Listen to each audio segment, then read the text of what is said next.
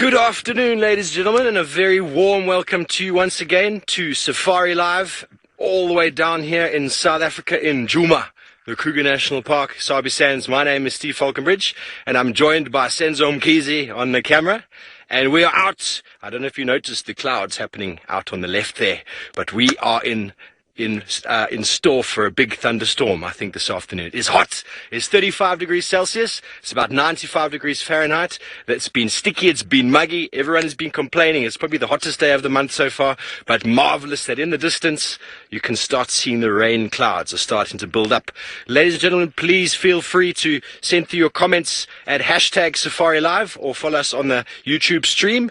Let us know what you'd like to see this afternoon. Senzo and I headed down towards Chitwa Dam. We are going to be checking all the pans and mudwallows on the way, and as we started we were waiting here with a small hornbill that was busy eating some fruit. I'm just going to grab it for you quickly, because apparently yesterday Scott Dyson was encouraged to eat some of them and bring them back to camp. He never shared his delights with us. Ooh. Oh, he's eaten them all. Oh no. Okay, well anyway, the hornbill was in the tree eating the fruits of the magic guarri, which yesterday Herbie told us was an aphrodisiac. I don't know of many guys who really need an aphrodisiac, but we are going to carry on with that in mind. We're going to carry on, and we are very excited to be out this afternoon. We're joined by Scott Dyson. He has gone west, and we're joined by Taylor. She's also in a vehicle, and she's somewhere in the east. I'm not sure where, but I'm sure we'll be catching up with them shortly. Oh, and what a start. We're going to go over to Taylor McCurdy, who's already found herself a small but large animal.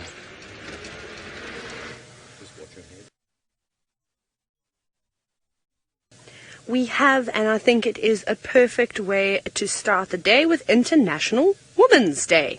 I don't know why I keep getting these things to rhyme. Oh well, but I think this is the same little elephant that we actually bumped into yesterday. It is still very, very small. My name is Taylor McCurdy, and I have my sunglasses on my head, which I forgot to take off. Sorry about that, everyone. I knew I was forgetting something, but I totally got distracted by this beautiful cow and her teeny tiny calf. On camera with me today is David. We were supposed to be doing bushwalk, but we thought, why not have another chance? I'm just going to shuffle. Oh, look, it's coming out the water. Now, we were very, very lucky yesterday to find this. Hello, girl. Now, I just want to watch her. I'm actually going to... She's fine. It's okay. I just want to move back, sorry. She's relaxed. I probably could have stayed there, but because she's got such a teeny tiny calf, you can see it's still very wobbly on the legs, I don't want to take any chances with one, because sometimes what happens with young elephants is, if it falls down and gets a fright or it slips because it is so wobbly, Mom might take it out on us thinking that we had something to do with it, which of course is not the case. So I'd rather just give her a little bit of room. I'm going to go again. Pretty sure she's just gonna go off the road. This is so cool. And she just wants to feed there. But it's, you know, we don't have to be too close to her. She's very calm. She's been fantastic for the last little bit. But we'll just keep watching her, keep giving her the room, letting her go where she wants to go, and hopefully we'll get another view of this little Ellie calf. But Scott's also out on safari today. He's got leopard on the brain. Let's go see if he can find one.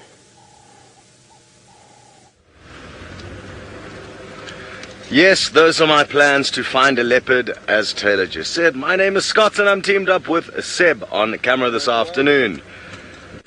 So, for those of you who weren't on the sunrise safari, I'll give you a quick update as to what happened with the leopard that we managed to find. He is a big male leopard. His name is Hukumuri. He's relatively new to this area. He's busy establishing himself in this area, pushing out our older dominant male. And he headed to a termite mound, actually the same termite mound where he had successfully caught and killed a young warthog a couple of months ago. So he knows they're in there, and we spent about 2.5 hours with him at this termite mound, but the warthogs didn't come out. We just left him sleeping next to it this morning at 8:30. So it'll be very, very interesting to see if he is still patiently waiting there. We did just... Oh, here's a kudu about to cross the road. That would be a good wrestling match for that leopard. And we've just passed a small family of warthog before we bumped into this kudu. So there is a chance that they may have shot out of that burrow and not been caught by him. It was a mother with her 2 youngsters. Hard to be certain though. There are a couple of family of warthogs that live in this area, according to Seb, who I'm on camera with. You remember seeing 2 different mothers with 2 sets of piglets. Wonderful. So we're not far away from that area, and we're going to keep on heading in that direction. Should be there in a couple of minutes. Richard, you would like to know if Tandi's cub was seen this morning? No, neither her nor her cub were seen, but Taylor did have tracks of her and the cub moving away from the kill. So it's unlikely that a hyena has eaten it, fear not, and hopefully this afternoon safari will provide some more time for investigating as to where where Tandi and her cub have gone. Taylor doesn't have a cub yet. Alrighty, so just gonna slowly make our way here off-road. It's a couple of 100 meters to where the termite mound was, and I don't know why, but I've just got a feeling that he's not going to have stuck around the whole day. Just a bit of a gut feeling. Could be wrong though, of course. If those warthog haven't come out the burrow, he could very well still be waiting patiently there. The thing is, he lay quite far away from the burrow in the shade, and I don't blame him. It was starting to get hot this morning, and that would have allowed the warthogs quite a big gap to shoot out of the burrow. It's incredible how quickly they do come rocketing out of the termite mounds when they do eventually decide to head out. Okay, well, we're going to take a couple more minutes to get into position. We'll be sure to give you an update as soon as we get there, and we're going to be sending you back to Steve in the meantime. Thank you, Scotty. I wonder if you've managed to relocate on that beautiful cat from this morning. So, ladies and gentlemen, I'm going to kick off again on some stories that I have. I know I did quite a few last month on trees of the month, or of the day, should I say. And here we have got a marvelous tree. It seems a little bit out of place because everyone's quite used to seeing it as a really big and large specimen. But one thing I do know is that these trees really, really enjoy water, and they do get very, very big. Okay, can you see the leaf, Sense? It's another specimen that produces a really, really amazing fruit, and the genus name is Diospyros, which basically means pears of the gods. Isn't that a marvelous name? And this is in fact the jackalberry. It produces really large fruit that are very edible once they are ripe, and once they're ripe they are eaten by monkeys, jackals, hence the name, nyalas, kudu, even giraffe and elephant will feed on them. We can make a very nice brandy out of those fruits. So by taking them, Senzo is smiling at the word brandy. I think I just made him thirsty. It is quite a hot day, so we're quite parched. You've got to keep the fluids in. And I'm sure brandy's the right idea, Sense. But a beautiful tree. It is also known as the African ebony tree. And the wood is phenomenal. It is a dark ebony color, and it's beautiful for furniture. Obviously we don't want to be chopping down all these trees to make furniture out of them, but this is not the best example. This one has been broken. It is still growing though, but it's growing out of a small termite mound, and we're just above a bit of a drainage depression. I will try and find a much larger one because these are really magnificent trees. Okay, so Kim, very awesome. You've heard about this tree before, the ebony.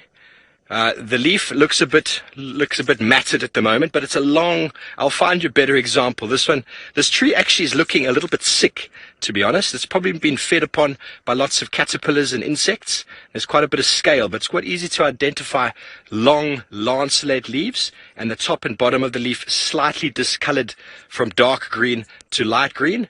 But there's only one tree you should confuse this with locally, and that is a hairy guarri. And the hairy guarri will have very fine hairs underneath the leaf. A little bit hairy on the bottom as well. It's not easy to feel, but you can see it in the light. But not the most palatable of trees, the jackalberry. Should we demonstrate? I'm going to, we know the trick. Have a little nibble.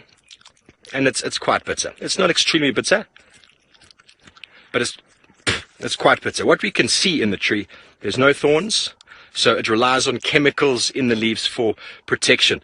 Clearly a tree of this size, this low to the ground, will be completely browsed upon by animals if it tasted really, really nice. The fresh new leaves are edible, but as they get older, they lose their taste. And what I've always found amazing about this tree is that the jackalberry can go from a tree that's full in leaf and within a couple of days drop all of the leaves on the ground and then redo them again. I haven't found the seasonality behind that and what the exact time of year it is. I've seen different trees do it at different times, but entire leaf load dropped off the tree and then new leaves. So what's really awesome about that is the habitat it produces underneath. There's huge amounts of organic material dropped on the ground at the same time. Insects and all sorts of things on the ground. Ooh. Halsel, you want to see the sausage tree? I don't know where there is an example of a sausage tree on Djuma. I think I do know one, but that's further back to camp. Maybe later or tomorrow. I'm heading south, trying to get away from the other two vehicles. You need to move some ground, but there's not too many sausage trees. I know of one, and that's back towards camp. So maybe we'll have another go at that. Maybe later or tomorrow, but I will come back to a sausage tree for sure. But it's one of the largest trees you find. It falls into the category of the magnificent 6 trees within the Kruger National Park, forming really large habitat trees. Barbets really enjoy nesting in them, and you'll notice black-collared barbets will actually defend them territorially against other bird species. Matt, how do jackals eat these fruits? Well, when these fruits are ripe, they fall off the tree. And also African green pigeons, as well as the grey go-away bird, when they're in the tree moving around feeding, they drop a lot of fruit on the floor. And I'm sure I've never seen a jackal eating it, but the name comes from the fact that possibly a jackal was seen having a munch of those fruits many, many years ago, and the name has just stuck. Another reason why they call it a jackalberry, and it's something quite easy to remember. When I find you a nice, beautiful example, you'll see how dark the bark is. And I think there's some stories, I might need to read up about it more. I think there's a story of the jackal that lit the fire under the tree and burnt the bark. I think that might be a Bushman tale, but I will try research that some more. But when I show it to you, it's a very easy tree to identify when it's really large. And there are some telltale signs to identify the small baby ones. Dave, on walk with me the other day, was able to get it very quickly because the hairy guarri is very similar. And I'll show you how to tell the difference. But while we continue on, we're going to be checking water holes on our way to Chitwa. We're going to go over to Taylor and see if she has any updates. Wonderful, how exciting. So our elephant cow moved off, but we have another one. Shame, it was really, really, really sweet to see how supportive that mother was. What she basically did is, she actually just wanted to walk on an animal pathway that I happened to be blocking. So I moved off of it and she happily walked in, and there was a big tree that was down on the ground. She picked up the tree and she moved it because she knew that it would be a big obstacle for her young calf to move over. But they then disappeared into the thicket. Because that little one's wobbly on its legs, I think she wants to keep it sort of out of sight. But we've got a bull, a young bull, this afternoon in the area where we had the last of the male leopard tracks. So I could use his help today. I actually wish he'd just walk around sniffing for a leopard and then chase him out onto the road so we could find him a little bit easier. There's lots and lots of big trees. Now it's opened up slightly. The bush willows and silver cluster leaves aren't as densely packed. What's wrong, big boy? What's biting you? Flapping his ears a bit there.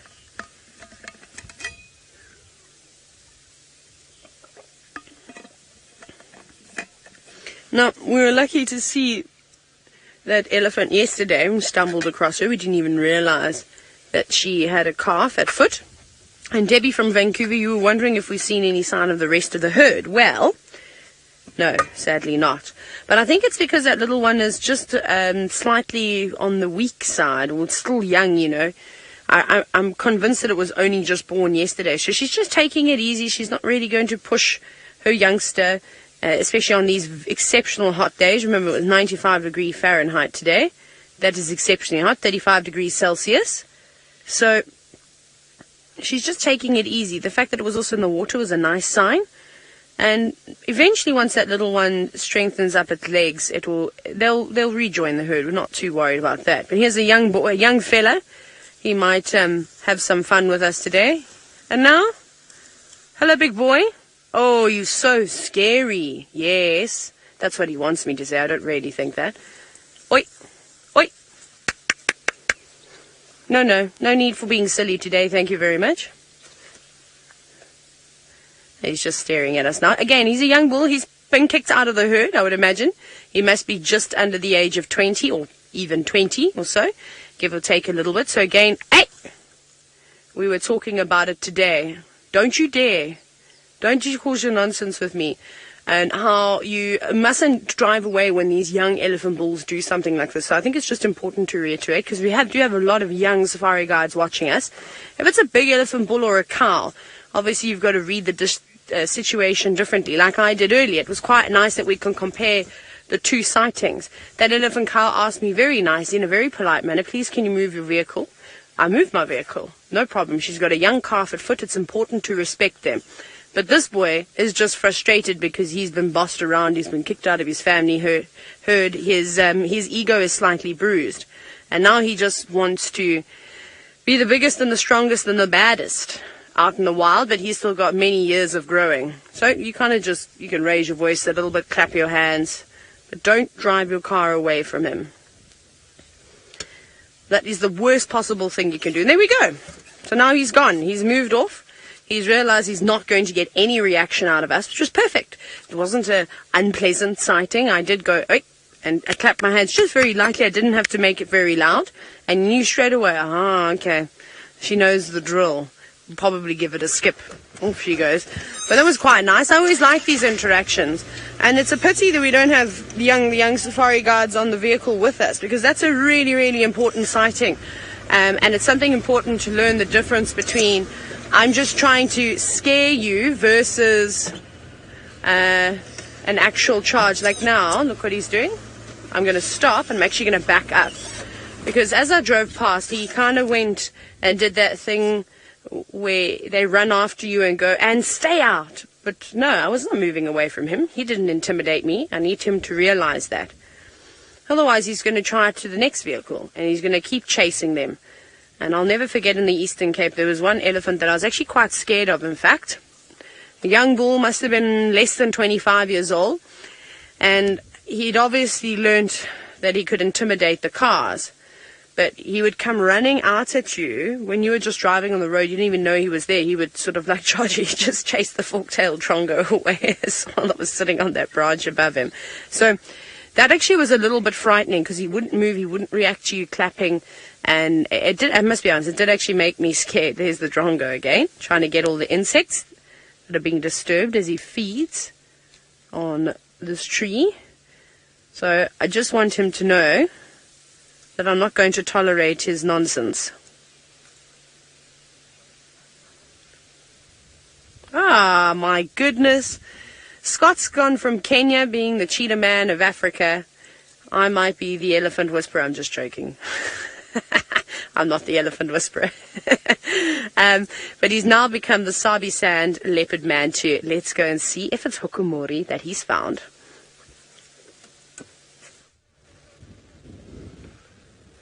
Well, we have got lucky, and my gut feeling was incorrect. This big old boy is waiting patiently in the very same spot that we left him this morning. But something's happened while we've been away. Now, for those of you who were with us on the Sunrise Safari, you'll immediately notice that there's something that's changed at the entrance to this small burrow. There's a big chunk of earth right in the center of your shot there, and that was not there this morning, 100%. And I'm guessing what happened is that this leopard may have actually managed to latch on to the snout of a warthog, and there was an almighty tussle and wrestle, and that's what's dislodged that chunk of earth from the banks of this burrow. Now, interestingly, we drove quite close up to the burrow to see if we could kind of see any blood or, try and get to the bottom of this puzzle. We initially didn't see him where he is now, so I thought maybe he had moved off after the skirmish, and we could actually still see the warthog in the burrow. And incredible stuff, and very happy to hear that lots of you guys are happy that we found him. Lots of happy comments, wow, yay, yes, and that's exactly what Seb and I were doing, high-fiving one another when he poked his head up over the termite mound. So, there is definitely one warthog in there, possibly more, and that warthog, I only got a brief kind of glimpse of it. Let me see if I can show you a quick photograph. I tried to take a photograph to prove to you that there is in fact a warthog in there. And you can just kind of faintly make out the tusk over there, and the warthog's kind of snout to the right of that. Now, there's not too much you can read into from that photo, but like I said, it did appear that there was almost some kind of wet spots, possibly places where the leopard had latched onto the warthog. But warthogs are incredibly strong animals, especially a big warthog like that, and maybe he just didn't have the strength to pull it out. I'm guessing that's what's happened. How cool. Now, are we going to have a similar situation that happened not so long ago with, I think, Tingana, the big male leopard that this guy's pushing out?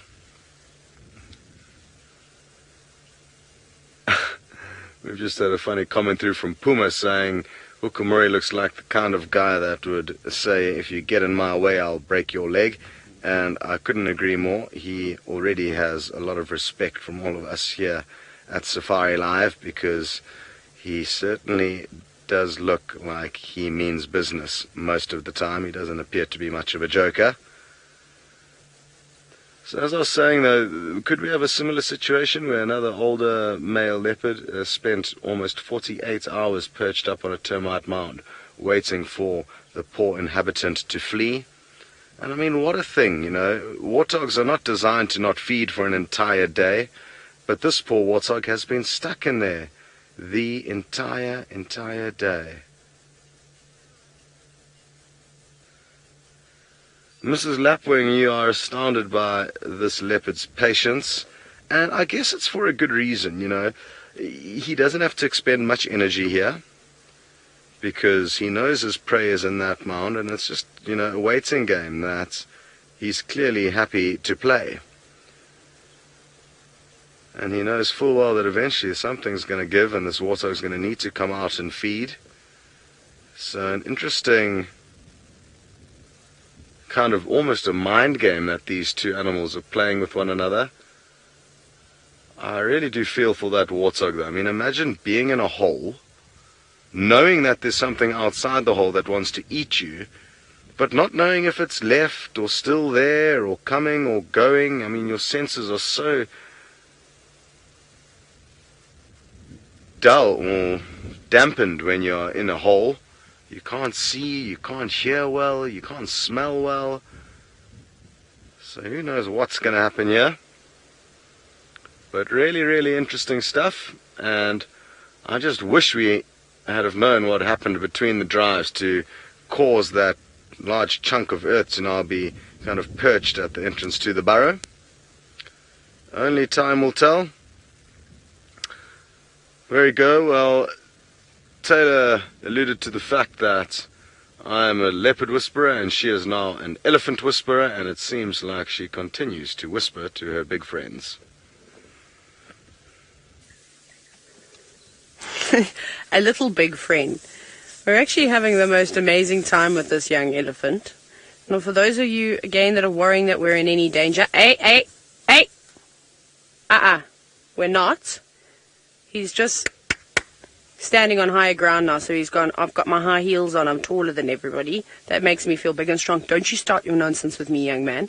And I have to make sure that I leave this sighting where he knows he didn't win. He can't win this. Otherwise, I promise you, he's going to cause huge problems for lots of other people. It'll be the beginning of a nightmare.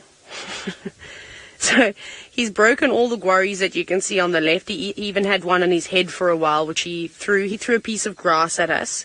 And these are all intimidation methods that, he's trying to do. So say there was another elephant bull here. He might be doing the same thing to him. I don't think it's even just us today. I reckon if there's somebody else around that he could terrorize, he'd be doing that to him too.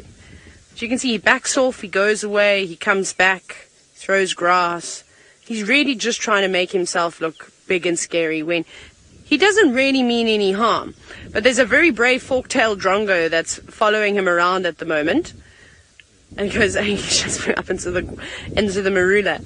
And every time the quarry lands on a branch, that elephant goes to that branch and tries and snaps it off. It's quite a funny little relationship that the two of them got on. But remember, there's a lot of symbiosis that goes on out here between birds and mammals. We see the most common being the oxpeckers sitting on the animals and removing them of their parasites. And then, of course, this is another type of symbiosis where birds will follow mammals around and get all the insects that they're chasing up. Especially after the rain, there'll be lots of grasshoppers, lots of moths and things sitting on those stalks of grass. So as that elephant walks or swishes his tail or even uses his trunk, they're all going to be chased up. And those drongos, if they're patient enough, it'll pay off and they'll get themselves a nice snack, a nice reward. But off he goes. Now I feel better. Now I feel like this was a very successful sighting, is that he's walked away very calmly like that. So now we'll carry on going. I'm going to watch him again, because if he stops and he comes back, we're going to have to do this entire thing again. He cannot learn that he is more important than the cars. I'm of course respecting him. Kristen, you said that perhaps it's Daryl's son. Maybe. He's behaving a little bit like Daryl. But again, that elephant is not in must. He's just young, he's cheeky. And you don't even have to get aggressive with these young boys. Yes, I raised my voice just a little bit because he was very close to the car. Sometimes the camera can be slightly deceiving and you don't realize how close the animals are. But just talking to him, you've heard us when we've had some serious charges where we really raise our voices and we really bang our hands or bang on the dash. The best thing is, if you really want to get a reaction, is to bang something metal. That gives them a fright, if you have to. Now, an elephant that I have not seen for quite some time, and again, also an old friend from back in the southern Sabi Sand, is Fang. Most of you may know Fang. She's a beautiful elephant. She's quite a large girl. She's also got quite a big herd. But the key identifying features is her tusk. Actually comes round and back underneath towards her belly again. And I've now forgot who was asking where Fang was.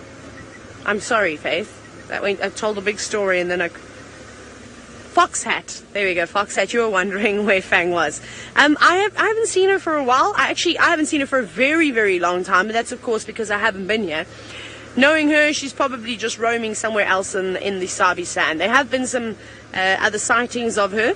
So no need to stress. Remember, these animals keep moving around constantly on the go, searching for the greenest of green grass, the sweetest of sweet fruit, and, of course, the coolest, freshest water.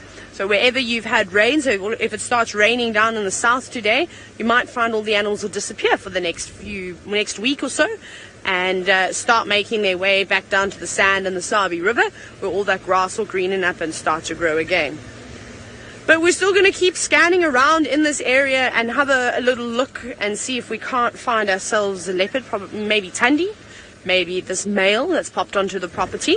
Scott, however, has beaten us all, as you all know, and they're both wearing their patience pants. Yes, we are going to have to exhibit some patience this afternoon, just like this male leopard has been exhibiting the whole day. And we've parked far away from the burrow and the leopard, because we don't want to interfere in any way. So we're just going to stay put where we are over here and see if we don't get lucky sniping from a distance. Shame, boy. It's been a long day. Kerry B, you ask an interesting question, and it's actually something I was going to touch on, well, at least the weather that we could be experiencing later on today or this evening. You'd like to know if you would stay here in the event of a thunderstorm. And I don't see why not. There's no motels that he can book into to really seek cover, so he could well just kind of sit it out under a bush. There's no caves or anything unless he wanted to snuggle in next to the warthog, but that wouldn't be a likely option in the burrow. And I think we could well experience a storm later on this evening. I mean, it's an early prediction. Sadly, we're facing the opposite direction towards where the bad weather could come from, but we can try and show you some of the clouds that are building to the kind of north and west of us. That is the direction that the rain usually comes in. Excuse the antenna pole, but without it we would not be able to send you these pictures. And there is some rain in Hoedspruit, which is a town not too far away from here, and that rain would, could well come to us later on. So yeah, I mean, interesting stuff. Sadly, Kerry, I mean, we don't really spend too much time out when it is raining and storming, so we don't have the greatest amounts, at least I don't have the greatest amounts of insight into exactly what he's going to get up to, but I think he'll just stick it out. He's invested so much time here, he's got nowhere really that he can go, and I think he could well just kind of weather the storm, so to speak.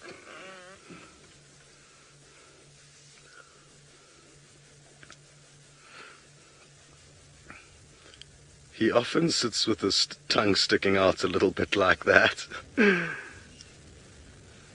of his kind of poses. In Midnight Blue, you'd like to know how long would he be able to wait you without having a drink of water? Again, I don't have a huge amount of experience with leopards kind of staying stuck in one spot for a prolonged period of time, but I'm guessing he could stay for 48 hours without too much trouble. Having said that, though, it's been incredibly hot and humid today, so hard to be certain. It's also hard to be certain, when last did he have a drink. I think he could have come from a waterhole just before we found him this morning, before he led us to this position. He did come from an area where he could well have had a sip of water at a waterhole just north of our boundary. So I'm guessing he's, at least quenched his thirst at around 6 a.m. But yeah, time will tell, to a degree, I guess. We've got no idea whether he may have actually left for a short period of time today. There's quite a few little mud wallows around at the moment where he could have had a drink nearby.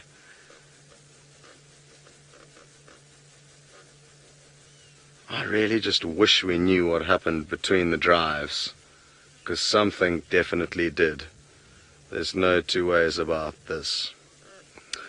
Jill, you just mentioned that that he's a threat to the leopardess and, more importantly, their cubs in this area as he establishes himself. But you've still got to love him. And yes, I couldn't agree more. It's natural for new males to come in and oust the older males.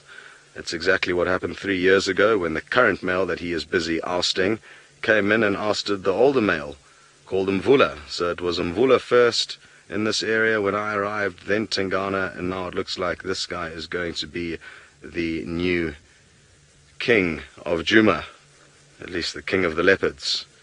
And it would be sad if he does kill Tundi's cub. I mean, it's not uncommon for males to even kill females who are trying to protect their cubs. Let's hope that doesn't happen. But I sadly do feel that one of two things are going to happen. We're going to see a lot less of Tundi, or he is going to kill the cub, mate with her, and then we'll get to see how she does raising her next litter. So that is just two. Ooh, what has he spotted there? Have you seen? Oh, he's just kind of cocked his head looking out to the south and east. Maybe there's some other prey moving through the area. We saw a kudu not too far from here. That would be a good challenge for him to try and take down. Anyway, we're going to stay put here. If his body language changes and we do catch wind of any other prey moving through the area, of course we will race you back here as quick as possible. But for now, we're going to be sending you back across to Taylor.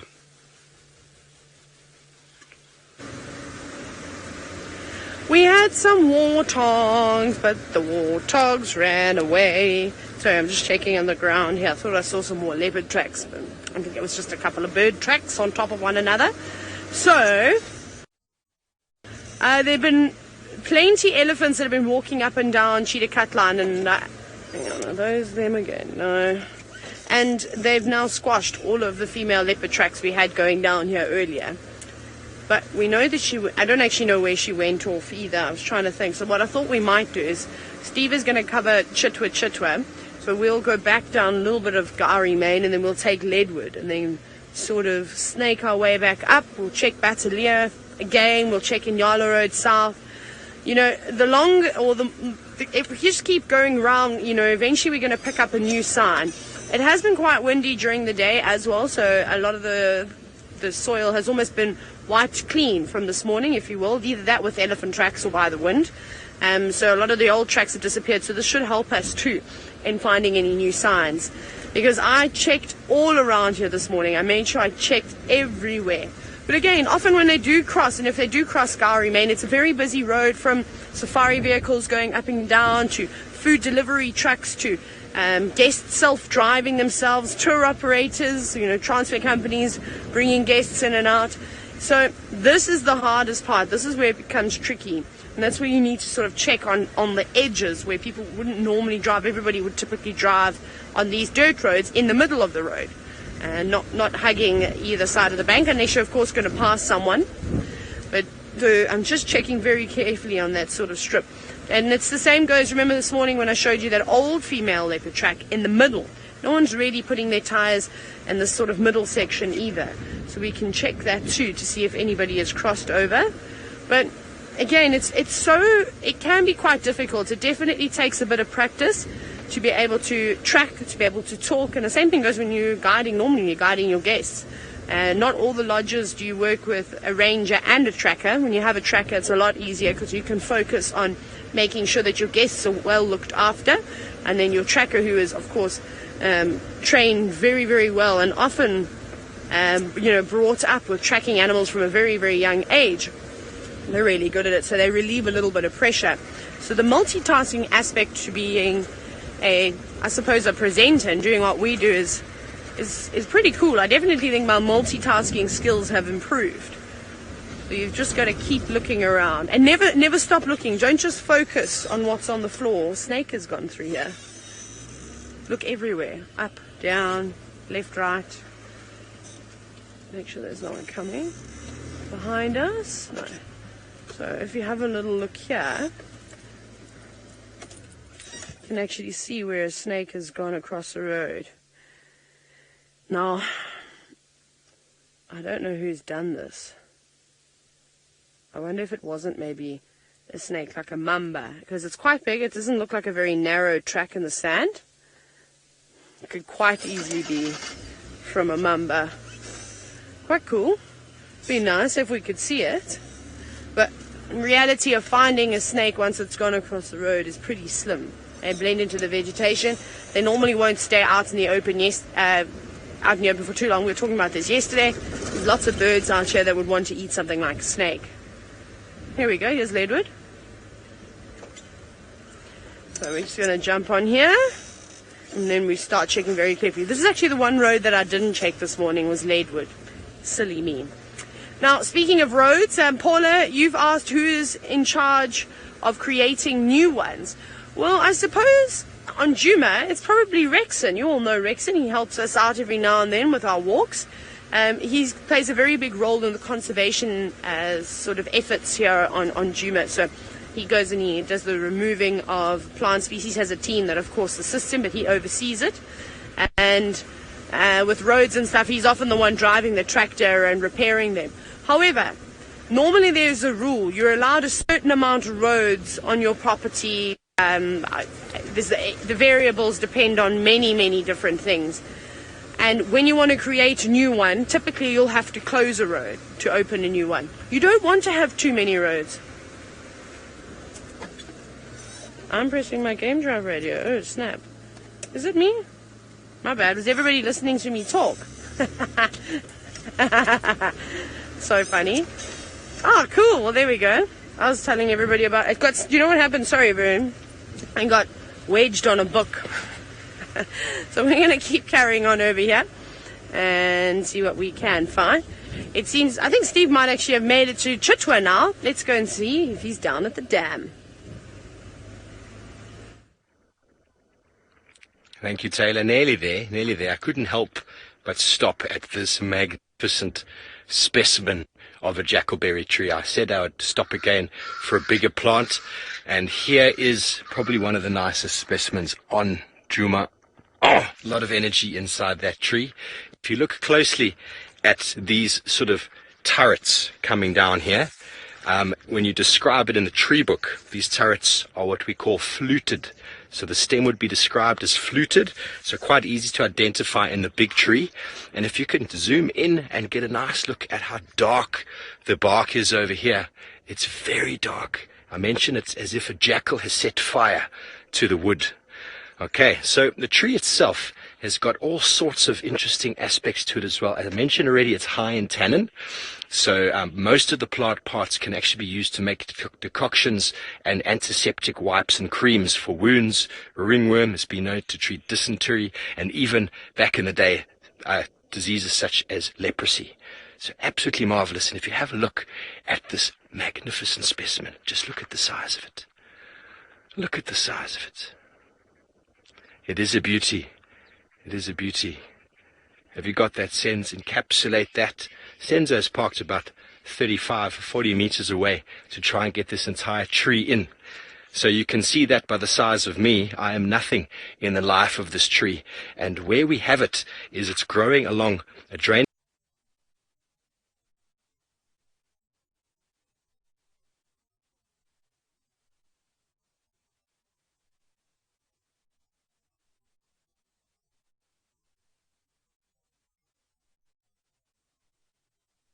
Trees with lots of energy, most welcome anytime. It is probably one of the most beautiful trees you find in the savanna biome, and invariably they're always green, apart from a few moments in the year when they drop all those leaves and then get them all back again. Okay, so Faith, if I still have a moment, I was going to talk to everybody quickly about the leaf. A little bit of picture breakup. Okay, so I've got 3 branches over here on the dashboard, and I'm going to start with the one that everybody knows. Everybody knows this one. This is the magic guarri. Okay, and the leaves are quite tough. You see the side that's very undulating, and if I look underneath, there's no hairs whatsoever. It's smooth, it's clean. Okay, so that is the magic guarri. And if I now compare the magic guarri to the hairy guarri, this is the branch there. Here is the hairy guarri. Here's the leaf versus the magic guarri next to each other.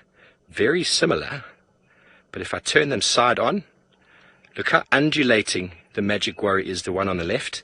And then when I turn them backwards, upside down, if you get right in on their Sens, can you get any hairs? There's very fine hairs on the base of this leaf. And this is the hairy guarri, the one that you can potentially confuse the jackalberry with. So I'm going to hold this here just so that we're all very sure, and have a look at this beauty. This is a new branch or new leaf off of a jackalberry itself. And when they are young, when the leaves are new, when that tree sheds all its leaves, all the new leaves that come through have this reddish sort of tinge. These are brand new, and they will actually go a bit redder than that. And that is a very easy way to identify jackalberry versus hairy guarri. But then, if I show you the back of these two, first of all, the hairy guarri is in my right hand, and the jackalberry is in my left. There's a toughness. The hairy guarri is a lot tougher. This is a bit smoother. And then when you turn sideways, they look almost identical. But when you turn them over, the difference is in the hairs at the base over here. So very easy to not confuse. You can actually clearly see that on the camera. Unfortunately, this one has been eaten a little bit by insects, but the coloration, and there's all these little red spots there, which you can see. Very easy to identify. And the easiest factor, to be honest, in the jackalberry, first of all, the red leaves, and when they get that big, very easy to identify. But it's the small babies that occur, that grow, that I always found my students always struggled to identify. Willow Wonder and Francis, how old is that jackleberry? That is a very good question. I'm going to say it's more than 30 years, but I really don't know. I have not been here to see it grow, and I don't know how fast they grow. Because they are a very slow-growing fruit, the fruit's very slow to ripen. The tree itself is probably also quite slow-growing, but because it's in the moisture, it grows beautifully. Okay, so here is the tree. It grows all year round because it's got the water there. Have a look at that. That's the same example there. If we go down a bit, there's the bark. Very easy to identify the bark. And when the fruits are here, they are sort of small berry-like things that often aren't allowed to get ripe. The birds eat them before they ripen, and monkeys, baboons, as I mentioned, will feed on them. African, the grey parrots or the grey-headed parrots feed on them. Grey lory or the go-away bird and turacos love them, as well as barbets. And to find them in the landscape, if we just go over to this page over here, this one, we've seen this before. The most likely place to find it is in the valley bottom next to the rivers. The red. So that is the easiest place to find them.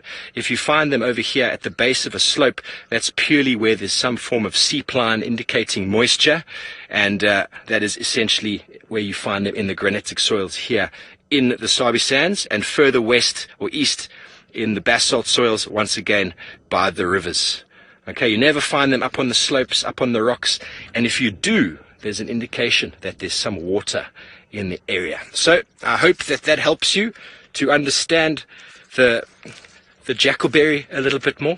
It's probably one of my favorite trees, but we are going to move on shortly, and while we do so, let's go over to Scott and see if Hukumuri has done anything new.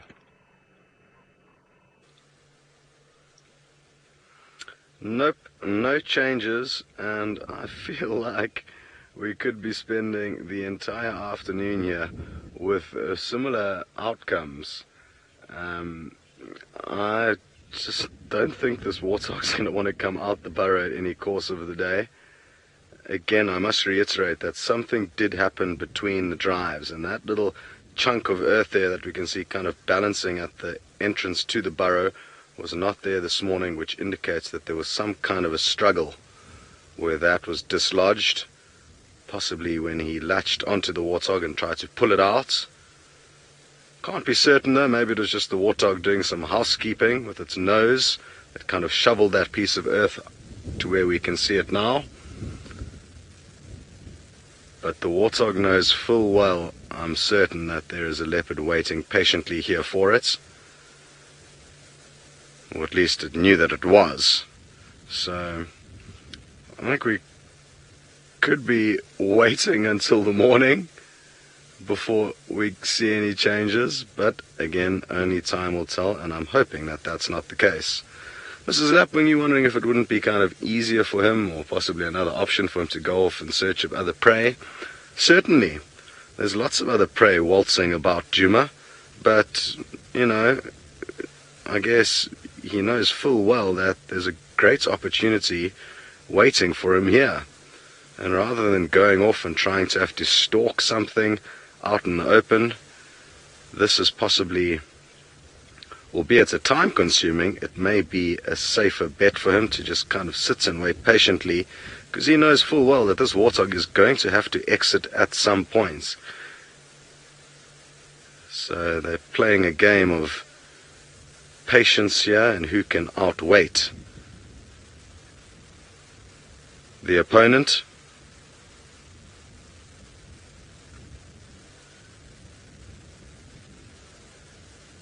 Very exciting stuff and very, very interesting. I think we're very, very fortunate to be experiencing this unique scene.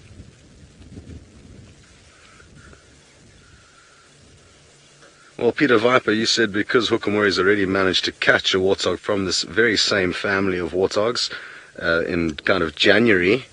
It was an epic scene, and he did an incredible job catching one of the piglets and actually walloped the mother on her nose as she came out to try and defend it, and she just went straight back into the hole from whence she had come. And you are now therefore rooting for the warthogs. That's good. I'm rooting for the leopard. I always root for the predator, simply because the odds are stacked against them, and because we very, very seldom see them catch their prey. So it's something that I like to try and share with you guys as often as physically possible. But at least we've got some teams. Any other viewers are welcome to let us know whose team you are on, the cat or the pig.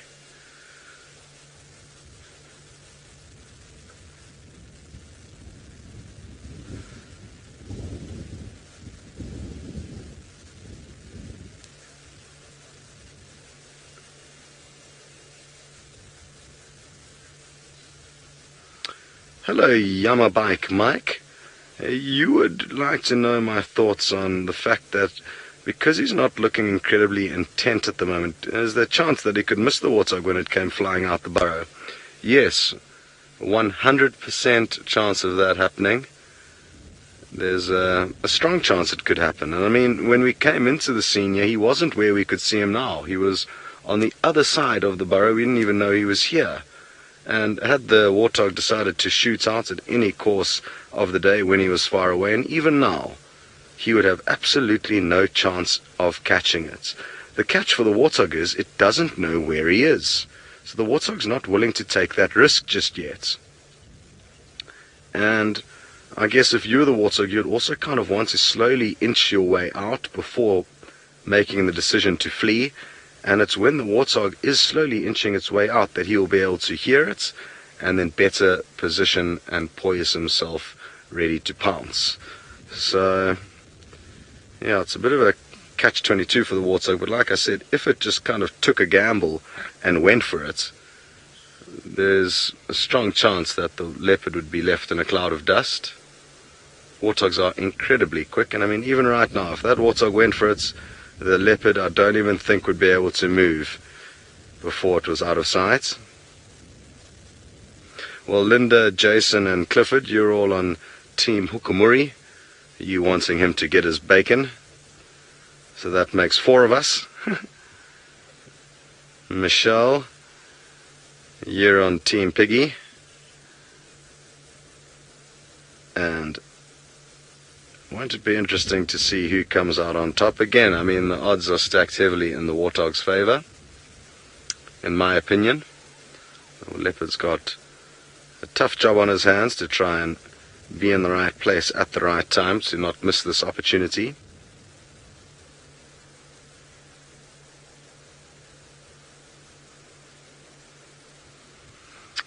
Very good. Alrighty, well, we're going to stay put right where we are and send you back across to Steve for an update on his adventures. Thank you, Scotty. How is the bacon playing out that side? Is Hukumuri still drooling? Marvelous, we get to spend time with that beautiful leopard. Someone said this morning he looks like a gorgeous thug. I think that sums it up perfectly. He is gorgeous, and he does also at the same time look like a thug. So here we have another jackalberry, and it is right next to this small pan of water, and there are what seems to be green pigeons there. Sans, can you get them? Those two birds love jackalberry and figs. He's right next to a little pan. There we go, African green pigeon. Isn't that marvelous? They are the funniest looking bird, or pigeon, and they are also commonly known as the Tarzan bird, because their call sounds like Tarzan. I'm going to try and mimic it.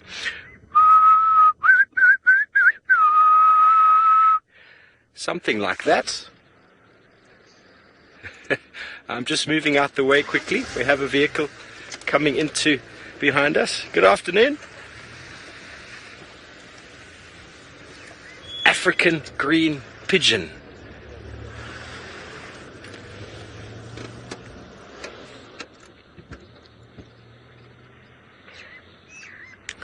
Walla Wanderer would like to know why elephants don't damage jackalberries, or if they don't like them.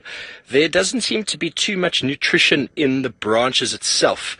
The wood is very, very hard, and the bark is full of tannin. You don't actually see too much elephant damage to these trees. They don't seem to strip the bark. They might stick their tusk in and take off a small little piece, but it doesn't strip like a lot of the other bark we find in a lot of other trees. So whether they don't like it at all, you don't see too much damage. But elephant will feed on the fruit. They will browse on the fresh leaves. But once they escape the elephants and they get to this height, there's no chance of the elephants damaging them. They are very, very strong and hardy trees. Very, very, very strong ebony wood.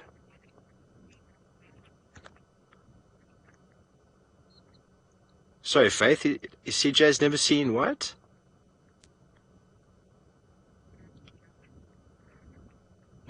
That raptor. CJ, this is a pigeon we're looking at. It's not a raptor. It is a pigeon very similar to a dove, just bigger. And they feed on fruit. They are exclusively fruit eaters. They have a very good relationship with fig trees, jackalberries, and any other fruit-bearing tree. And then they distribute the seeds far and wide. And it's very common to find them in and on jackalberries and fig trees. Very colorful green bird, and very, very common in the savanna biome. If you want to find them, just go look in a sycamore fig or a jackalberry and you should find them. And the bird above, I'm sure you're all aware of that one with a long tail. It's called a Burchell's starling. It's one of the glossy starlings. Different from the one in the Mara. I think there's a Hugland's starling with a white eye. This one's got a black eye, very long tail, and very common in the Kruger National Park.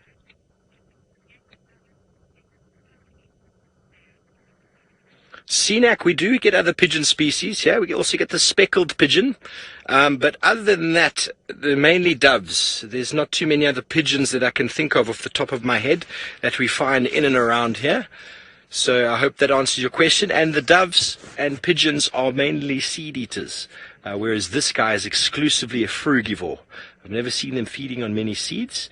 They're always in the trees. They've actually got a very interesting little hopping around in the tree. First time for a lot of you, add that to your list. They're not easy to film. They're often moving in and around these trees, and they just fly out. They are quite camouflaged and disappear into the tree themselves, and the light is not that great.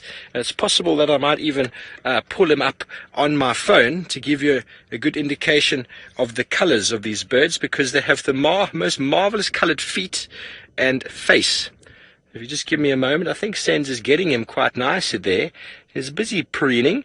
He's also looking a little bit damp. He's probably been down to the water for a little wallow. For a little bit of a wallow. A little bit of a bath. African green pigeon.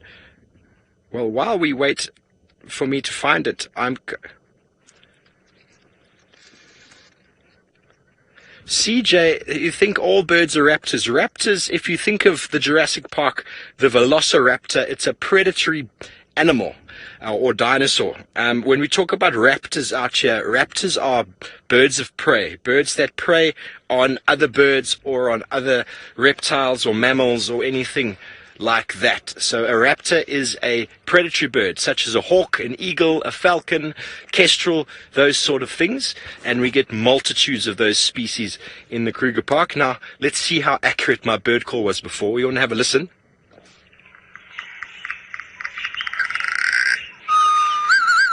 It's probably one of my favorite calls in the bush. Let's have it again. Another go.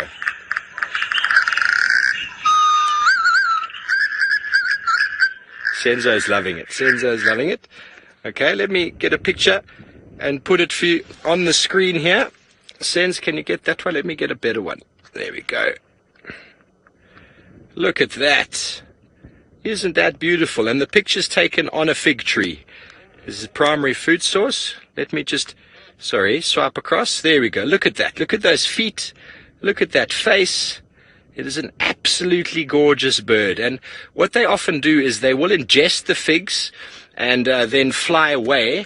And then when they defecate, they drop the figs in the base of other trees. And that's how the figs get distributed.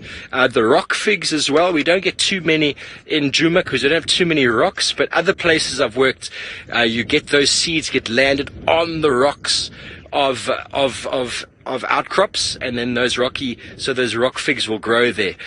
Faith, who was that who asked that question? Dillip. What do they eat on a non-fruiting season? Well, that's the beautiful thing about the savannah. That's the beautiful thing about fig trees. Fig trees are fruiting all the time. They seem to have gaps where one will stop and then another one will start, but they're constantly providing fruit. There doesn't seem to be much of a time period when they're not. And the jackalberry can have fruit throughout the year. It takes a very long time. It takes almost a year for their fruit to ripen, and these birds will feed on the unripe fruit as well. So there is always fruit out here. That's how birds are able to survive, how a lot of animals are able to survive out here. And fig trees, we don't get too many sycamore figs here, but there are a few, and hopefully we can find one. So we're going to move on. We're on our way down to Chitwa now. Chitwa Dam. We're going to go over to Taylor and see what she has in store for you, and we'll catch up with you very shortly. Well, I'm about to be unplugged. So, it's very warm today, and David had a great idea. He said, why don't we come and see if we can find the foam nest frogs that Scotty had around here the other day. But sadly, I can't see any just yet. But that's okay, because there's lots of other interesting things to talk about over here. So obviously, we've got lots of trees. There's the jackalberry over there, youngster. And then, I'm trying to see if there's any more, how many trees they're actually using. I'll tell you what I'm counting. 1, 2, 3, 4. Looks like they're using 4 trees, the various animals that would come down and utilize this mud wallow just in front of the car. I've actually had a really cool sighting once of Kruger drinking from here, but that was quite some time ago, but I'll never forget it, coming around the corner, having birds alarming it, and giving away her presents, which was great for us. So the animals will come down and have a mud wallow, so rhinos, buffalo, warthog, and of course elephants, anything else that wants to have a bit of a swim. And then they'll come up to a tree like this. And this looks like it's been used quite heavily, because not only is the entire tree sort of basted with mud, but also the ground below it is quite damaged. There's not much grass growing underneath here, and I don't think it's because there's a bit of shade, because I think this will get quite a bit of sun. These trees don't have a massive canopy on them, so I think it's constantly from animals walking on here and utilizing these trees to sort of scratch themselves to remove ticks. And let's see if we can find anything. There's lots of little ants crawling around, but if you look very carefully, then sometimes you can actually find the ticks that have suffocated and then been sort of dislodged on this tree, which is always quite nice to see. No, sadly it doesn't look like any ticks. Nothing just yet. Oh, cool. Hang on. Do you know what I have found, David? Can you see this tiny little plant down here? I'll try to bring it up a bit. So at the base of this tree, this is quite nice. Something that I haven't seen for a while is wild asparagus, in fact. So sort of very, very, very tiny thin leaves, but quite closely packed together. And they normally have little thorns on their stem. And this is a great water source. So if you're out here and you're needing to find... Oh, I found a worm. Oh, lots of them. Oh, wow. There's lots and lots of little caterpillars. David, let me try and find the biggest one for you. So you can actually dig the roots out. They're legumes, of course, and you can eat them. You can also get water from them. Can you see that tiny little worm on there? It might be far away.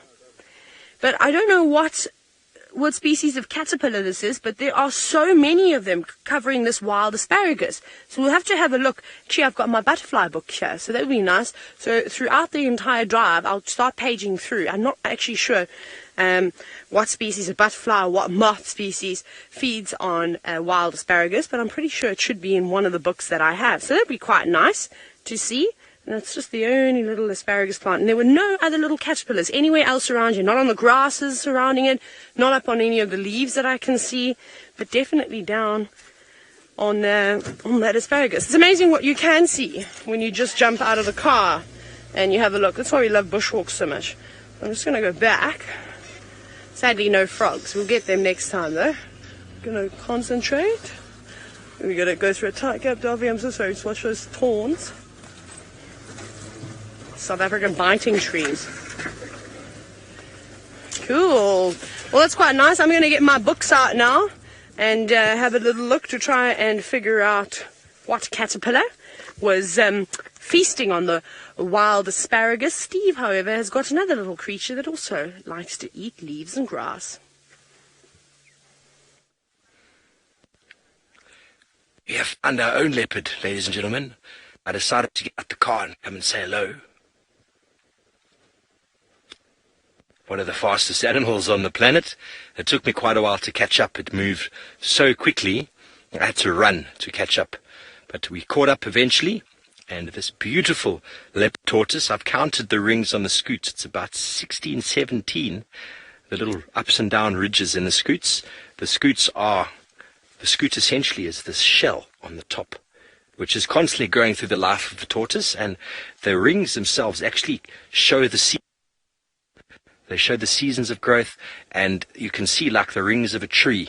A tree grows in the summer, it gets more moisture, grows more in winter, doesn't grow as much. So you can kind of see that in the growth of these animals as well, and you can age them by that. I believe the up and down ridges, you count them and you get the years, so about 16, 17 years of age, but he probably gets quite a bit bigger than this. Just loping around. As we know, this is one of the Unkuhuma's favorite toys. A little bit big, I think. There we go. His head's popped out. He's loving the little grass and vegetation. And he's not far from Chitwa Dam in my perspective, but for his perspective, Chitwa Dam is a very long way away. So he's enjoying the green that's been provided by all the grass and by the rain. And we can hear lightning in the background. And there is rain in the air. Scenic. How many tortoise species do we have in this biome? Where the specks hinged, got the leopard tortoise. I'm stumped. I might need to check my book and see how many tortoise species. There's two most common that we see: the specks hinged and the leopard tortoise. So I apologize if anything's breaking up. There he goes. He's on the move. She's on the move. Feeding on everything nutritious and green. Quite relaxed. Quite pretty. Quite beautiful. Very, very special to be able to spot these guys on foot. I'm not going to... It is a tortoise. We're going to leave it to its wanderings. Sorry about the breakup, folks. We're going to leave the tortoise to its wanderings, and we're going to head on down to the dam, where I think there might be some elephant.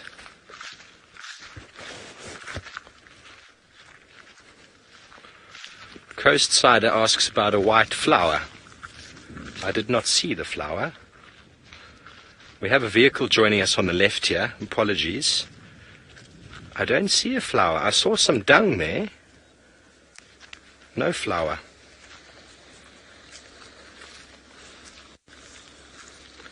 Tortoise. Just have a vehicle joining us. I think they want to also see the leopard tortoise. Sorry, I'm not sure what flower you were talking about there.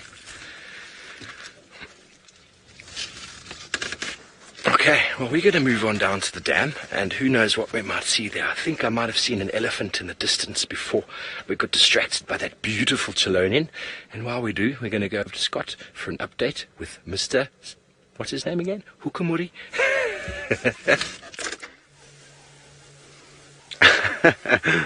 Yes, sometimes I'll also forget his name. And I'm wishing Steve all the best luck when he does arrive at that waterhole. It very often does provide the goods for us. Even if it's not necessarily a big cat, there's often so much happening there. So good prospects for him as he approaches the dam. Nothing really has changed here. If anything, things have kind of calmed down to a snooze. And that's what Tingana's up to now. He's got himself very, very comfortable. Oh, not Tingana, Hukumuri rather. He's got himself very, very comfortable up on this termite mound. And it will be very, very interesting to see how this all unfolds. But time will only tell. Puma, you've brought up a great point, and it's something that I was thinking about a little bit earlier. Because he has come from so far away, about 100 kilometers or so, roughly 60 miles, he is bringing in fresh genes into the area. So even though there might be some initial heartbreak as he may murder a few cubs that are not his, the kind of bigger picture is a good one, because new blood in the gene pool is only going to help solidify the future for the leopards here of the Sabi Sands. And we're very fortunate, Puma, to be in this massive ecosystem where animals can wander far and wide and manage their gene pools themselves. Quite a few areas, especially in South Africa, the smaller fenced reserves require us as humans to kind of play Mother Nature. Not that there's anything wrong with that, I'd rather us have to interfere in those smaller reserves and still have sanctuaries for wild animals than not have them at all. But, in an ideal world, I guess, which is what we should all be striving towards, a large ecosystem where we don't have to interfere is first prize.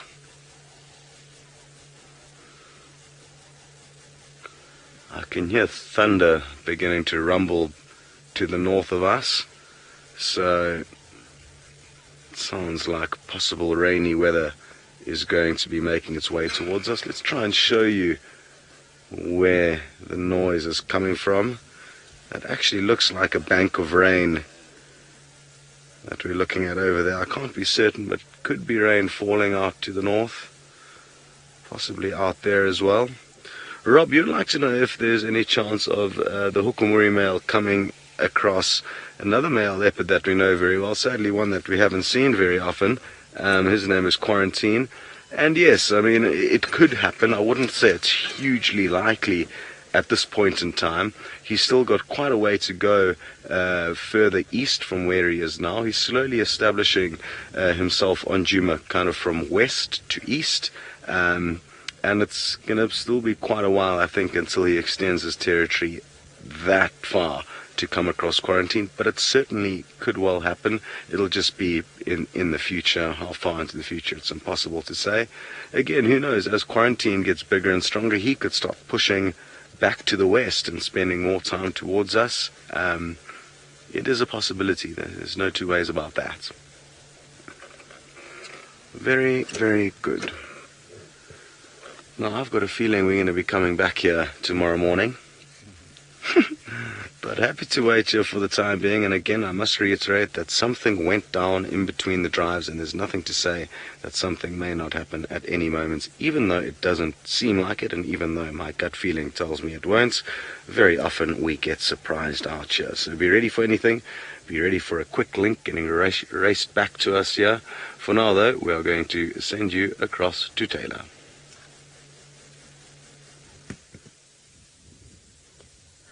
Well, something quite interesting has happened here. We think, or that Impala just gave an alarm call, and we think that these three have come looking for their friend Frank. What's going on? Because they basically, where Sandy had the big Impala ram kill yesterday. But now they've started alarming. We're going to try and make this funny, but now it seems a bit more serious than that. What have you heard? What have you smelt? What have you seen? I don't think he quite knows what's going on. It's like he feels like something has happened here. What am I missing? No one else is alarming, though. The other two are on high alert. And as one runs, the other one runs too. And I don't think they're quite ratting. Are you alarming at us? Surely not. We've been here the entire time and you've been quiet.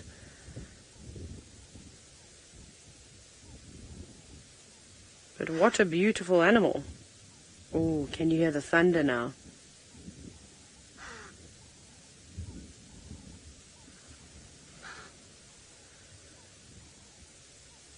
That is a mean storm on its way. Nina, you're wondering if it is difficult for... Oh, sorry, no, I didn't hear that. There's something else making a noise here. I wonder if this leopard cub is still around. I'm pretty sure I heard a... I'm so sorry, Faith. Can I have that whole thing again? I heard a weird sound that didn't sound like the Impala just before they started alarming. There we go. Sorry, Nina. Is it easy for predators to hunt during thunderstorms? It's easier, especially when it is quite light, because you'll have the rumbling of the thunder, which we just heard. The rain as well makes for a great cover. Remember, rain is quite noisy, so it will hide any sounds that they're making. They might be able to move a bit quicker, and we saw that a lot in the Mara. where the lions would take opportunity when a storm would come round, and they'd often successfully take down their prey too. So I feel like in the Mara, when there was a thunderstorm, the predators definitely had a better chance, and I couldn't see why it would be any different here in the Sabi sand either. So this is exactly where Thandi was. So maybe they can smell her, because where that ram that was doing all the alarming is, that's where Thandi was laying when we left her last night. So maybe it's a scent and they're just unsure. Maybe they think that there's a leopard nearby and they're just being overly cautious. Because he's looking towards us. I think that's what it is. I think that he's actually smelled. But I did hear a strange sound. Very fit, these three impala, though, especially this one. Lovely thick neck.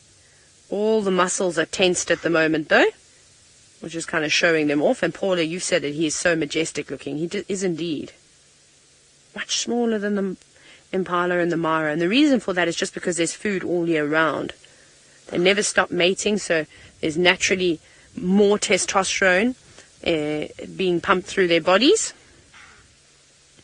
So they are able to get larger. I mean, their horns are much, much bigger. The splay is much wider. But even just the size of their body. There's that thunder again. Now that there's thunder, we've got to be careful for lightning. So what we will do is we probably won't hang around in this area. I think we might try and avoid the storm completely. As most of you know, we've got big antennas sticking out of the vehicles. Rain is okay, but lightning is not our friend, I'm afraid. And it's just coming in from the south. So what we will do is I think we'll head up towards Buffelshoek Dam, have a little look around there, and then start making our way north to try and evade the storm. And hopefully Steve doesn't get caught into it, because he's further south than I am. And that's who I'm sending you to next.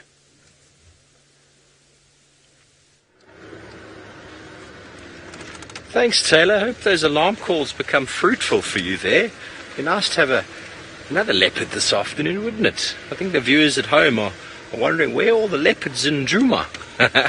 They're around, folks. Can guarantee you they're around. But the storm seems to be passing us by here on the right-hand side. Look, it's ominous in the sky. There's some lightning calling, but it's not too bad. We're at Chitwa Dam now itself. I'd like to have a look at this big tree here, Sens, with all the buffalo weaver nests, and have a look at that accumulation of barn swallows in there. Barn swallows have come all the way from Europe, known as European swallows to the Europeans, and to the South Africans, known as barn swallows. They are going to be heading back soon. Let me just double check when. They'll be heading all the way back to the north. So soon, yeah, February to March. So generally what happens when you find them accumulating in these large flocks like this, I mean, there must be more than 30, 40 of them there, is, and I don't know how it works. I think it's got to do with the direction of the wind. But what they generally say, ooh, there's a gymnogene, just land on the right there, Sens. Right of the base of the tree, on the buffalo weaver's nest, bottom right, Sens, that last nest.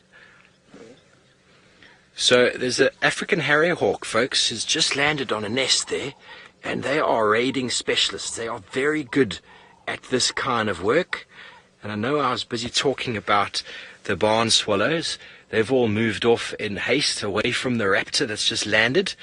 So those of you who want to know what raptors are, this is a classic example of a predatory bird. And this one is specialized in that it raids nests.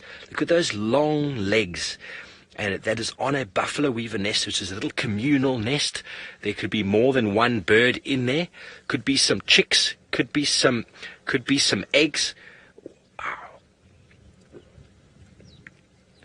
Crafty Stash, what an interesting name. You'd like to know why bird names have changed.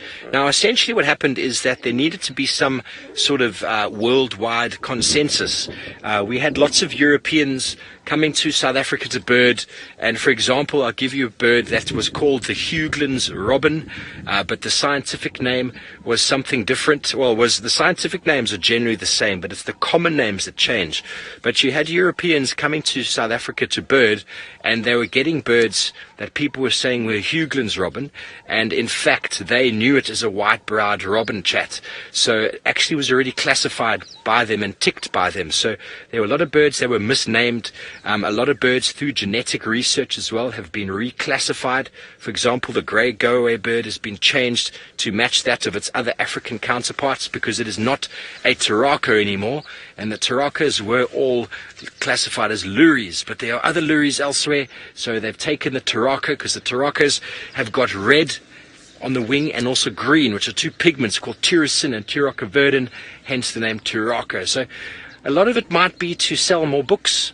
A lot of it's also to to standardize the birding across the world, because birding is the number one biggest growing sport and hobby in the world. There are a lot of people who are into it. There's a lot of professionals, a lot of experts, and they just wanted to mix them all together, because our birds and the Kenyan birds were very differently classified, and Europeans really wanted us to put them in an order that we could call them something quite similar. So that is one of the major reasons. There might be a few others, maybe a genetic variation that they realize it's not actually that, and they've changed it again. But then also there's huge publishing costs and rights that come out of a new book. We all like to have new books. I've had the same book for many, many years, hence I miss some of the new names. But that Djuma gene is very busy in that nest there. Sinak, you are very busy today, sir. And yes, we do have lots of native species of swallows, martins and swifts. And I will be able to show you shortly on my phone how many we have, in fact. But let's have a look at this Djuma gene. He's really working in there. There's a chamber there that the buffalo weavers have where they roost. They roost in here as well. Potentially the bird itself has heard that there are maybe chicks in there. Because we've had quite a good season and the rains, it's possible the buffalo weavers have nested again or roosted again. And with those long, piercing legs, it's able to stick them deep into that nest and pry out whatever they want. But I'm very surprised, that there's no attention from any buffalo weavers trying to bombard it and chase it away. Is that a buffalo weaver there? Yeah. There's a no, that's a starling. I'm not sure. Can you see that bird above, Sens, just a little bit further up? There's a few of them now. Yes, those are buffalo weavers. Yeah, the buffalo weavers are just above them. They're watching quite intently. There we go. Can you see that one on the left? The fork-tailed drongo is alarming because they are the honey badgers of the sky. They are scared of nothing. Oh, no, that is not. It is a red-billed buffalo weaver. They are very, very active now, and they are quite upset that Djuma gene or African harrier hawk is busy at their nest. And they will bomb it and chase it and try and get it to move away. There he is. There is some wonderful wind coming in, folks. Can you hear the lightning? The wind is picking up. I don't see the rain too close by, but if you look over to our right-hand side, there is an enormous storm over there, which is coming in. Look how beautiful that is. We might need to turn tail and head back for camp shortly. The wind is in our favor, but how marvelous is that? Absolutely sensational. The wind has picked up. The prelude to the storm is coming. It is possible that we might need to turn around and start heading back. I'm going to close my eyes for the dust that is coming behind us. Yes, indeed, I think we might need to go. We're going to go to Taylor. She's back online. Look at the dust going over the dam. This is beautiful, but we have a lot of expensive equipment. We will need to get back to camp and potentially put on our roof. I think we might miss this storm, but we need to be careful as we don't want to take chances with equipment just because of a little bit of rain. So on we go, and we're going to go over to Taylor and we'll catch up with you shortly. We're doing exactly the same thing, Steve. I'm having to hold on to my hat now because it's so windy that it feels like it's going to blow it off, even though it's really tight on my head. I can see some rain. I wonder if Scott's getting rained on, because it looks like it's over back towards him. That's not what I'm worried about at the moment. The thing that I'm worried about most, oh my goodness, is the lightning. That for me is the biggest problem at the moment. I also want to avoid the... Oh, I'm going to lose my hat. I also do want to avoid the rain. I don't want to get stuck in it, like Steve said. There's some very expensive equipment on board, but for the moment I just don't want Darby and I to get electrocuted, so I've picked up the pace a substantial amount, as you can see now, and we're going to go back down, jump onto Central. I think we're just on Quarry Pan Road, so we'll go down Inyala Road North, get onto Central, and then start heading back towards camp. Here comes a drizzle, and it's very windy, so hopefully it doesn't stay around for too long. So I think we're going to get caught in it big time. Just hear all the birds chirping, trying to get out of it as well, probably trying to get down and into some cover. I apologize, I'm not looking back at all of you. I need to just concentrate and get back as quick as we can, because I think we're in the thick of the storm at the moment. Also, we're having some equipment failure, as you can see. I'm going to send you across to CT while we sort ourselves out. Thanks, Taylor. Sorry, I'm not looking at the camera, folks. We're covering up the most expensive parts on the vehicle. Not Senzo, he is probably the most expensive part, but he doesn't need covering. We are both waterproof, but the equipment we have on board can be quite sensitive. So we have just got the cover on the front, we've got the cover on the monitor, and Senzo is just busy putting the covers in and around the camera itself, because that storm, it's absolutely everywhere at the moment, and it could hit us in a big stream. The lightning is off that side, there's thunder on this side, the swallows are going absolutely nuts at the moment. CNAC wanted to know about swallows, swifts and martins. Now, I'm sorry, but if you could help me here. Here we have one page of swallows. So there we can see the barn swallow, white-throated swallow. Did you see that lightning? I saw it, sorry. Angola swallow, not in South Africa. White-tailed and pearl-breasted. And then that is just one page. And then I go again, there's more swallows. The mosque swallow, red-rumped, red-breasted, lesser-striped, greater-striped, and then the most endangered of them all, the blue swallow. Then one more page, we get some martins. Or there's a cliff swallow, rock martin, white-headed sawwing, house martin, black sawwing, eastern sawwing. And that's it for the swallows. So there's some more martins. If I go back, sand martin, brown-throated, banded martin, mascarene, and grey-rumped. That is it for the swallows and martins. And if I go into swifts, we have got a number of swift species as well. If I just open the page, bird family, there we go. We've got the scarce swift, which I have never seen, the alpine swift, mottled swift, common swift, pallid and African black, and then a whole other page here. Horace swift, white-rumped Bradfields, which I haven't seen, African palm, mottled spinetail and bomb spinetail, two quite rare species that you find up in the north of the Kruger. I have seen both of those two, quite special. They fly like bats. And that is it for martins and swallows. Now, I was talking briefly before about the grey go-away bird being changed from a lory into a go-away bird, and all the turacos being changed, all the lories into turacos. And if you can just zoom in on a little bit for me here, have a look at the common denominator. If you just get the whole screen in there, that's about right. What is the common denominator between all of those birds that the grey go-away bird does not have?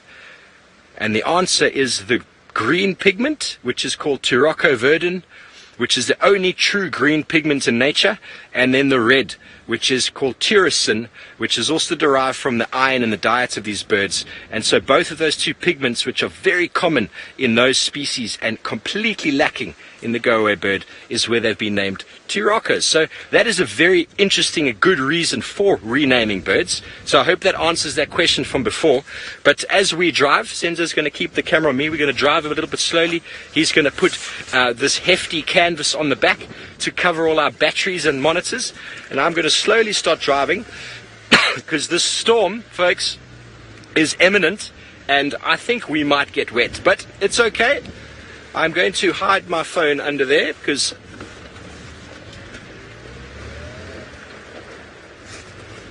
okay, so ladies and gentlemen, you are only with me at the moment because Taylor and Scott have powered down because of the storm. We are driving with this massive aerial on the back which is like a lightning conductor. I'm pretty sure with the tires that we should be okay, but here comes the rain, ladies and gentlemen. Senz, are you good? Let's put on.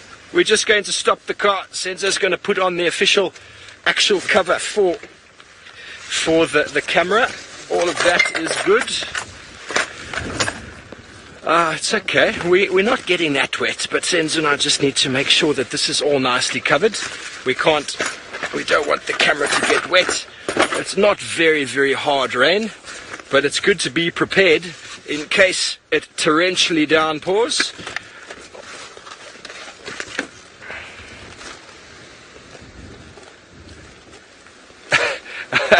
Bianca, sorry, I'm a what? Sorry, Faith?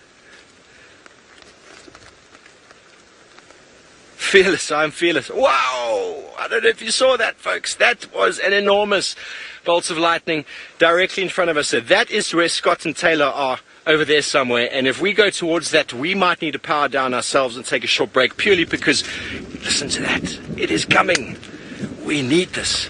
Okay, Faith is giving us the go-ahead. We're going to shut down for a little bit due to the storm. We'll be back live with you in a little while. We're going to go over to our tech loop. Have a fantastic afternoon for now, and we will be back with you when we can.